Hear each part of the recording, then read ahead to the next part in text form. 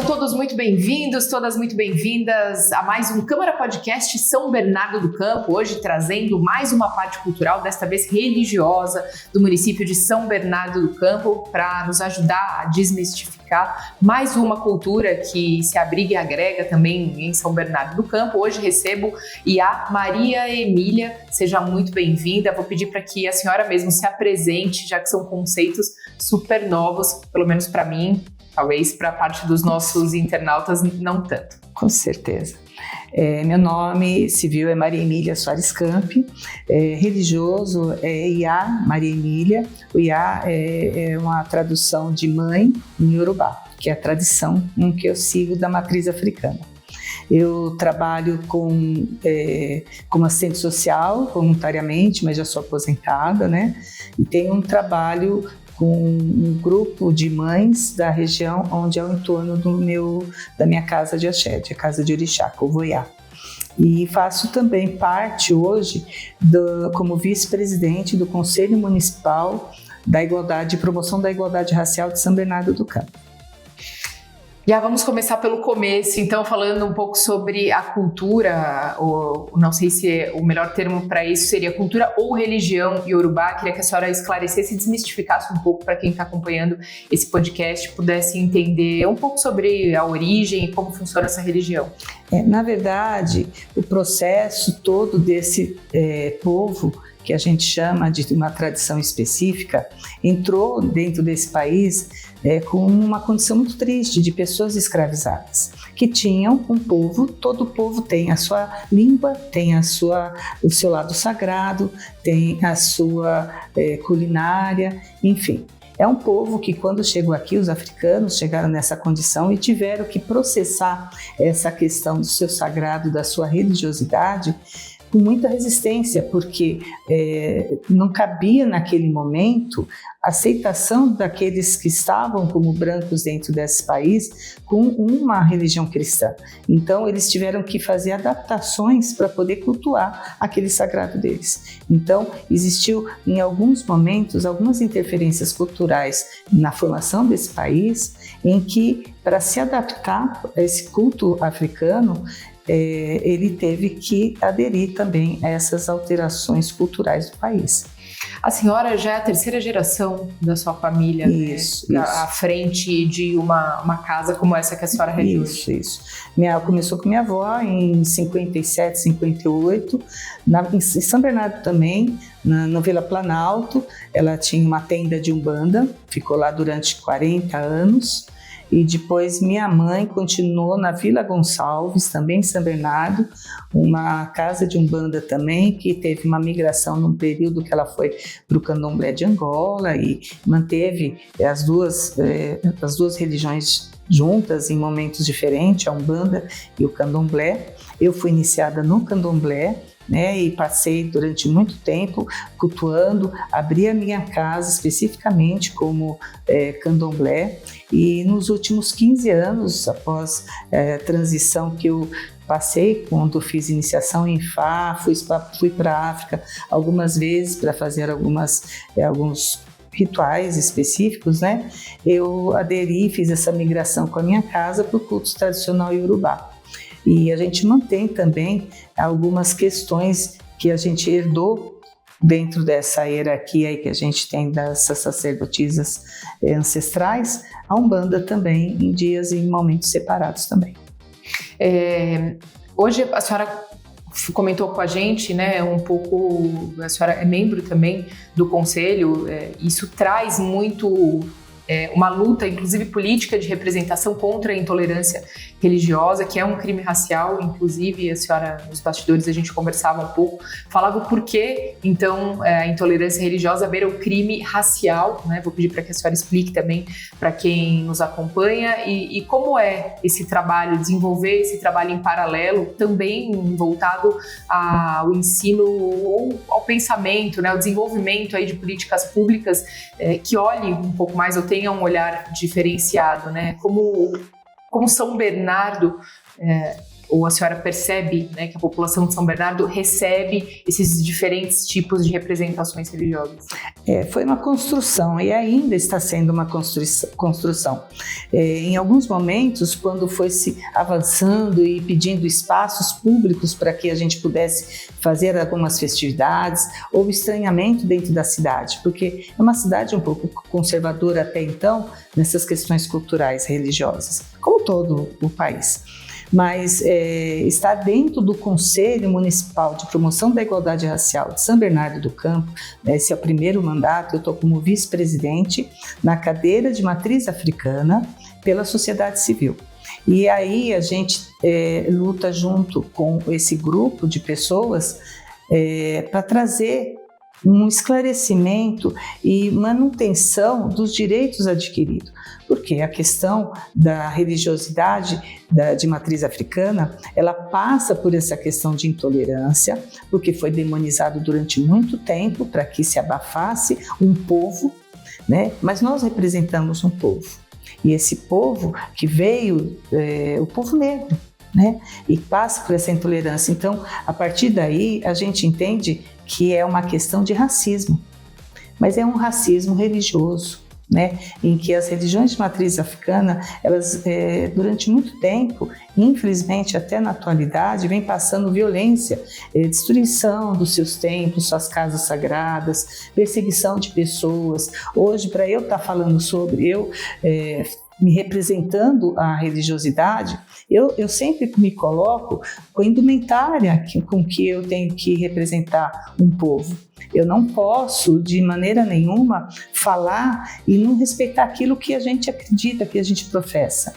E é muito difícil para as pessoas, porque se eu entrar assim dentro de um supermercado, o supermercado para.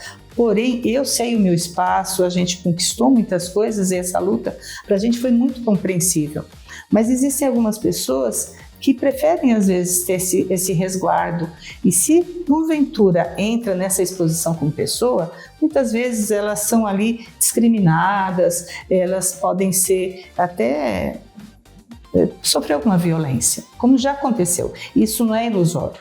Né? Isso, infelizmente, é uma questão que cada dia que passa, o ciclo fecha e a questão da intolerância, que hoje a gente reconhece mesmo que isso é um racismo religioso, ele está cada dia mais forte por falta de compreensão das pessoas. A senhora já enfrentou situações como essa? Já, inclusive na Câmara Municipal mesmo, eu acho que foi perto de 2010, há muitos anos atrás, eu com alguns outros sacerdotes, nessa construção dos espaços dos direitos, nós montamos a primeira federação municipal, né, que é a FECAB, para que alguns terreiros tivessem voz e discussão para que pudesse discutir essas questões de direitos.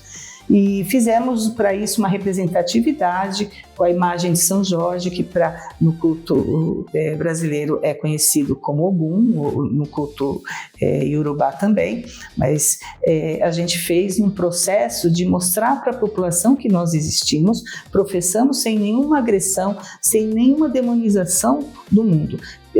Fizemos uma festa grande num espaço público, e isso foi a primeira vez que aconteceu assim na cidade com essa dimensão. Atravessar com o carro do corpo de bombeiro, com a imagem pela cidade. E esse processo ele não foi ali só religioso, mas ele foi político-social, né, de representatividade. E a partir daí, no segundo ano, nós pedimos para que a Câmara deixasse nós colocarmos lá a imagem com banners explicando quem éramos, quem somos nós, né? Quem eram essas pessoas que estavam na rua. E acho que foram táticas importantes para a gente se aproximar dessa sociedade.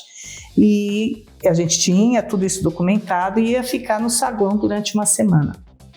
No dia seguinte, eu estava trabalhando como assistente social na prefeitura, me ligaram e falaram: olha, a senhora é presidente da FECAB, então vem tirar aqui essa imagem porque vai ter uma atividade aqui, numa sessão, e eles vão fazer um coquetel e está atrapalhando. Eu falei: peraí, mas a gente tem isso documentado, uma autorização e existe toda uma explicação. Mas isso foi assim tão violento, né? Nós vamos derrubar, tem vindo o pessoal vai quebrar. E eu não estava falando quanto a Maria Emília. eu estava ali representando muitas casas, né?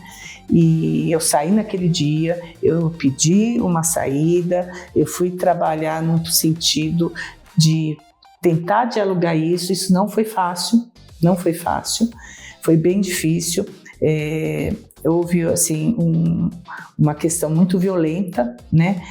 Começaram a fazer abaixo-assinado dentro daquele espaço do serviço público, inclusive, e para nós que vivemos isso todo dia é uma luta. Isso foi uma humilhação muito grande, porque a noite anterior que nós chegamos com a imagem, nós ajoelhamos naquela casa, rezamos, agradecemos e pedimos para que aquele orixá ajudasse todos os governantes, todas as pessoas que estavam lá exercendo sua função, para que a cidade fosse uma cidade melhor. Em algum momento a gente se deu a mão, se abraçou e a gente chorou. A gente entrou aqui dentro dessa casa de mão erguida, de cabeça erguida. Nós não fomos escorraçados. E no dia seguinte, não fomos escorraçados porque nós sabíamos o nosso direito. Nós precisamos fazer um cordão humano em volta da imagem, fizemos boletim de ocorrência, fomos na delegacia de crimes raciais, que fica na Praça da República, e fomos trajados e fomos reivindicar os nossos direitos. E aí a imagem ficou. Mas esse desgaste que a gente passou, e a gente estava lá com senhoras de 80 anos, que estavam à frente de casa. Na época, minha mãe ainda era viva também, estava com 72 anos. Então, você falar para essas pessoas, eles querem quebrar aquilo que para você é divino. E nós não pedimos para que ninguém aceite ou goste do que a gente professa, mas respeito, como a gente faz com qualquer outra religião. Então, dentre outras coisas menores que a gente já passou, de olha, você não vai entrar aqui com essa roupa, não vai entrar com seus fios, e tudo isso é uma questão de resistência, mas hoje a gente entende que existem direitos, existem leis, nós fazemos parte de povos tradicionais, de comunidades tradicionais, e isso nós fazemos parte dessa cidade, fazemos parte desse país todo. Então é muito difícil porque, às vezes eu chego, eu estou em algum lugar, eu estou na minha vida civil, eu sou Maria Emília, tudo bem, mas quando eu venho falar pela minha religião, se tivesse qualquer outro sacerdote, fosse padre, pastor, existiria o respeito e a nomenclatura respeitado em qualquer situação.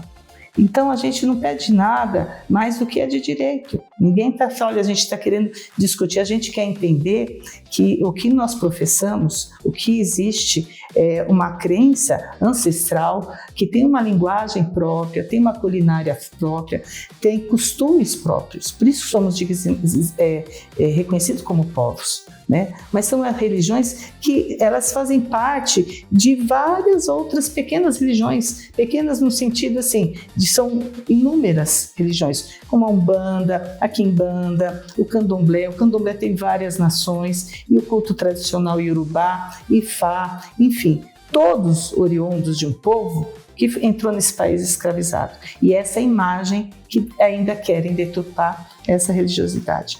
Mas não é isso que a gente faz, a gente prega o amor. O espaço aberto, como a minha casa, a Covoiá, fica no Jardim Represa, estamos lá desde 2000, e aquela comunidade inteira a gente apoia, acolhe, cuida, né? Então você entra lá, elas me chamam de mãe carinhosamente, a mãe Emília, elas não são da religião. Mas elas sabem quando elas precisam de um apoio, de um encaminhamento, de uma orientação, de um abraço, de uma cesta básica. A segurança alimentar é respeitada. Nós damos para essas mulheres o apoio para entender a questão da violência doméstica. E aí, desculpa interrompê-la, mas a senhora está falando, já entrando, né, num projeto que a própria Casa Covoiá realiza, né, com as mulheres, principalmente mulheres em situação de vulnerabilidade, de violência também, no entorno ali do Jardim Represa. Eu queria que a senhora falasse o nome do projeto. Então, o projeto chama Projeto Ialodê. Nós estávamos fazendo isso de uma forma muito de carinho mesmo, né, de abraçar a comunidade. Não só a minha casa, como outras casas têm projetos sociais, mas aí a partir do momento que a gente sentiu que isso estava tomando um formato muito bom e elas estavam participando demais. Nós temos 100 famílias envolvidas nesse projeto. E a gente faz atendimento, a gente faz ação social, periodicamente, inclusive com as crianças, elas participam. A gente tem pediatra, a gente tem cabeleireiro, a gente tem a parte da brincadeira, a gente fornece alimentação. Então, assim, é um espaço que é muito contraditório falar para o mundo. Essa casa é uma casa do demônio. Nós não cultuamos esse tipo de coisa. Então, são as relações que a gente tem com o mundo que nos diz com quem nós somos, né? Nós somos assim. Um povo que acolhe, que recebe, que ama e tem uma tradição que é ligada à sua natureza, né? Os seus orixás, as suas entidades. Então, acho que esse projeto social veio para dizer o seguinte: a gente acolhe mesmo não sendo pessoas que estão na religião, mas a gente está inserido numa comunidade. E ajudar essa comunidade, melhorar essa comunidade, faz parte do conceito religioso. A senhora é voluntária numa outra ONG também, né? Isso muito por conta também de uma questão específica ligada à saúde, ligada à família da senhora, né? Eu gostaria que a senhora falasse o nome do projeto, também explicasse como funciona essa ONG. A gente tem o projeto Fale Comigo, inclusive a gente tem cadeira com esse projeto no Conselho Municipal da Pessoa com Deficiência, em São Bernardo do Campo. A gente faz trabalho de atendimento a mães solos, né? E trabalha especificamente nesse suporte socioeducativo, enfim, e todos os acompanhamentos necessários. E o que nos levou mais isso, quem é o fundador é meu filho, né, que é o Gabriel Campi.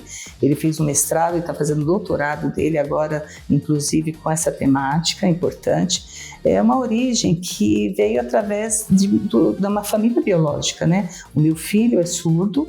Ele está com 33 anos, a esposa dele é surda, os filhos é surdo e ainda tem um neto autista. Então eu entendo assim, se Deus me deu esse presente, não era para eu ficar de braço cruzado. A partir do momento que eu já sei que eu tenho esse dom, sei lá, que pode ser da liderança, né? Um caminho, e isso me tocou fundo para que a gente lutasse. Então a gente ajuda dentro da Associação dos Surdos de São Bernardo do Campo, a gente dá apoio, e no projeto em todas as outras deficiências, né? Como assistente social, a gente faz alguns atendimentos, tal. Estou aposentada, mas não deu para descansar ainda. Sem dúvida.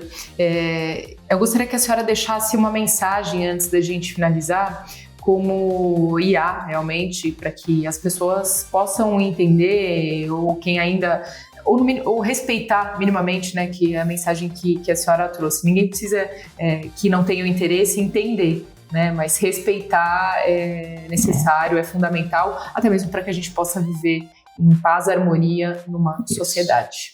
Nós somos uma religião monoteísta, acreditamos em Deus, que pode ter o nome como qualquer outra religião. E a gente pede para que Deus, Oxalá, Orumilá, Eledumare, possa fazer que os povos se entendam e se atendam com respeito. Para que a gente não precisa lutar tanto e sofrer tanto para professar aquilo que nos faz feliz como qualquer ser humano. E o Conselho da Igualdade Racial, de Promoção da Igualdade Racial, está de portas abertas. A gente tem reuniões toda segunda-feira do mês, e a participação do povo que sente necessidade de participar é muito importante também. Eu peço para que a gente possa se entender e entender essa diversidade, não só religiosa, mas diversidade do mundo, porque isso só faz a gente crescer. E a Maria Emília, no podcast da Câmara de São Bernardo do Campo de hoje, muito obrigada. Obrigada eu, viu? Muito obrigada a todos vocês e até o próximo episódio.